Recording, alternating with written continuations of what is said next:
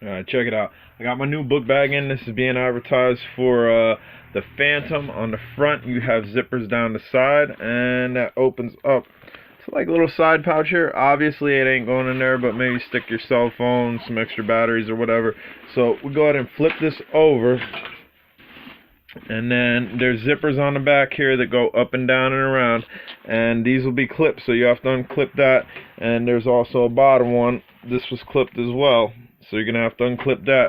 And then in here is where they're suggesting to store the Phantom. You got a little bag here, which, as you can hear, everything's velcroed. You have spacers here. Everything's velcroed, so there, spacers out of there. I guess you stick it in, you put a spacer over it. The bag itself can be popped out. You don't want it in there, it don't got to be in there. It has velcro on it, so it'll stick where you put it, but then you can also pull it off and move it around. Easier to do with more than one hand, but as you can see, I'm able to do it with one hand. Just takes a minute. And again, more spacers in here. So we're gonna get the Phantom in there and see what it looks like.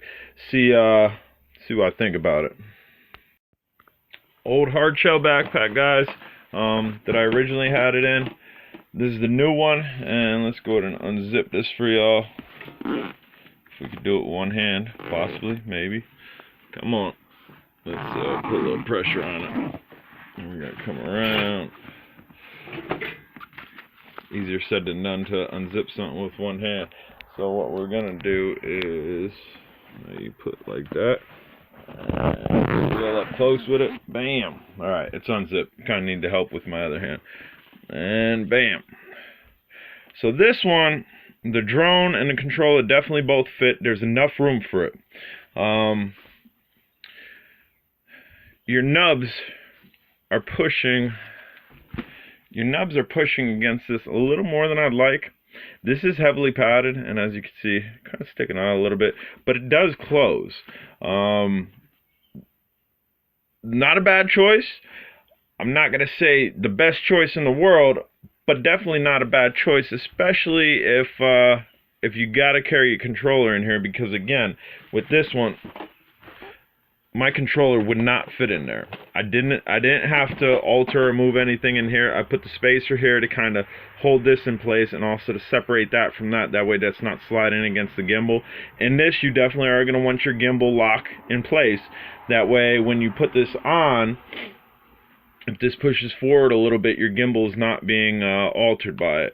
But the Phantom's not a huge drone, but a little bit bigger than normal people are used to. If you have smaller drones going to fit in this key. You'll be able to fit smaller drone controller, probably a couple action cameras and whatnot, and you definitely got the front space too. So definitely, I'm liking it.